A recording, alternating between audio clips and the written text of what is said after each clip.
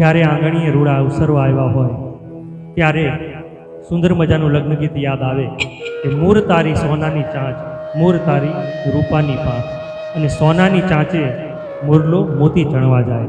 તો આવો આ શુભ પ્રસંગે હેતલબેન ગજ્જરના કંઠે આ ગીતને સાંભળીએ.